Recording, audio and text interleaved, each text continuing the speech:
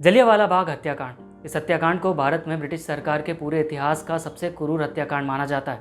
13 अप्रैल 1919 के दिन अंग्रेजों के रोलेट एक्ट के विरोध में अमृतसर के जलियांवाला बाग मैदान में करीब 5000 से ज़्यादा लोग इकट्ठा हुए थे। ये लोग यहाँ पर बिना किसी हिंसा के शांतिपूर्ण तरीके से इस एक्ट का विरोध कर रहे थे। तभी यहाँ ब्रिटिश सरकार का एक अधिकारी जनरल रेजिनाल्ड डायर आकर लोगों पर अचानक से गोलियां बरसाना शुरू कर देता है। इस दौरान यहाँ करीब 650 से ज़्यादा राउंड फायर हुए थे और हज़ारों मासूम लोग मारे गए थे, जिसमें बच्चे, बूढ़े और औरतें भी शामिल थीं।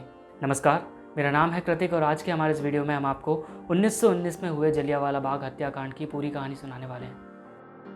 ये बात है 13 अप्रैल 1919 की।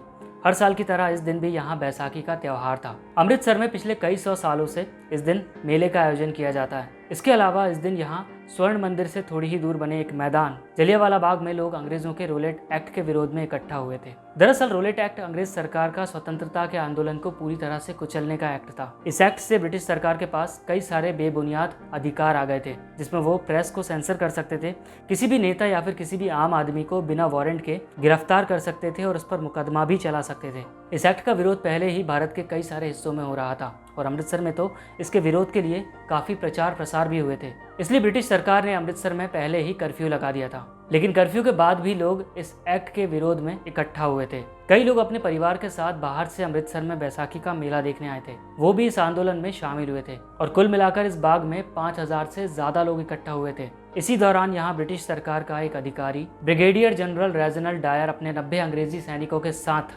पहुंचता है और लोगों पर अंधाधुंध फायरिंग करना शुरू कर देता है।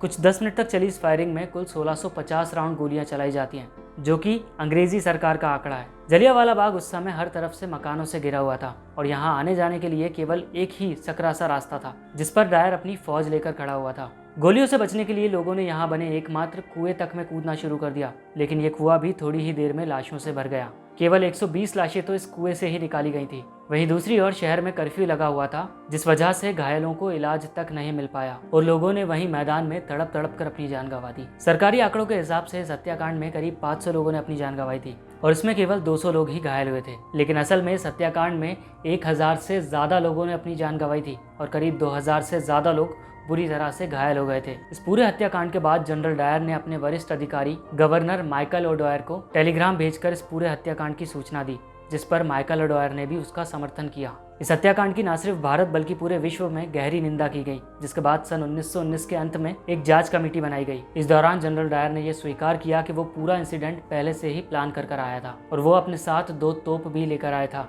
जो गलियां सक्रिय होने के कारण अंदर नहीं जा सकी। जनरल डायर के कबूलनामे के बाद भी ब्रिटिश सरकार ने इसके खिलाफ कोई एक्शन नहीं लिया, बस इसे भारत से बाहर भेज दिया। हमारे भारत का इतिहास आप तक पहुंचाने का हमारा ये एक छोटा सा प्रयास है। वीडियो पसंद आया हो तो इसे लाइक करें, शेयर करें। हमें कमेंट सेक्शन में लिखकर बताइए कि अब हमें नेक्स्ट किस टॉपिक पर वीडियो बनाना चाहिए। साथ ही आपको यहाँ पर हमारा एक लोगो दिखाई दे रहा होगा, उसे टैप कर आप हमें सब्सक्राइब कर लें और हाँ, वो बेल आइकन भी ज़रूर दबा दीजिए, ताकि जब कभी भी हम कुछ नया अपलोड करें तो उसका नोटिफिकेशन आप तक सबसे पहले पहुँचे। मिलते हैं अगले वीडियो में। धन्यवाद।